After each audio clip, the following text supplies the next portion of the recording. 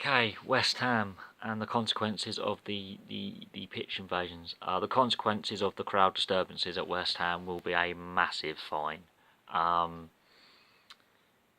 fact that the threat behind closed doors games and docked points, that could be used, but the FA are gutless. They allowed Sullivan and Gold to purchase not one but two football clubs in the history of the Premier League, be it Birmingham City and West Ham eventually. They've owned two clubs, their second club. They've passed the fit and proper persons test, which should be regularly reviewed every year if an owner is still fit and proper. These guys have been in prison for obscenity offences, which basically was what we class as pornography now, which is legal, wasn't legal then.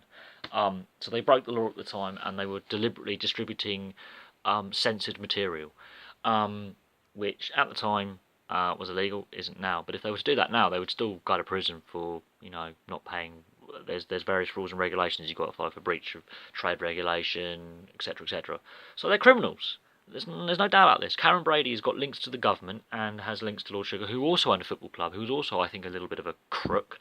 So that's my view on the owners. So I agree with the fans' protests. The other issue is the security and policing arrangements at the stadium are a joke. They are an absolute joke, and how the FA has allowed matches to take place there when the police weren't even allowed inside the stadium for legal reasons because their radios didn't work. So the police said, we can't police inside the stadium, we don't have any working radios. This is the problem. The stadium there's been crowd trouble before. The running of the club is a shocking display of mismanagement. So yeah, I agree with the fans' protests. What they're going to face is a fine. The threats of docking of points and playing games behind closed doors is a threat, and it's a weak threat because the FA are gutless to enforce those rules. So that's it. That's my view on it. If they do, I'll be highly surprised. And if they do, and they do enforce the behind closed doors and docking of points, think of this: far worse scenes have happened, and far lesser punishments have been dished out. So the FA have been gutless in the past, and yeah, if they decide to say to West Ham, right, you are playing games behind closed doors, they just pounded to the media. Anyway, thank you very much for watching.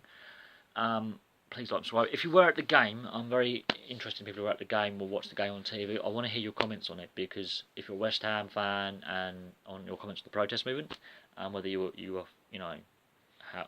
will you protest, and and also your comments on the security arrangements of West Ham. Thank you very much, and I'll have some more videos for you soon.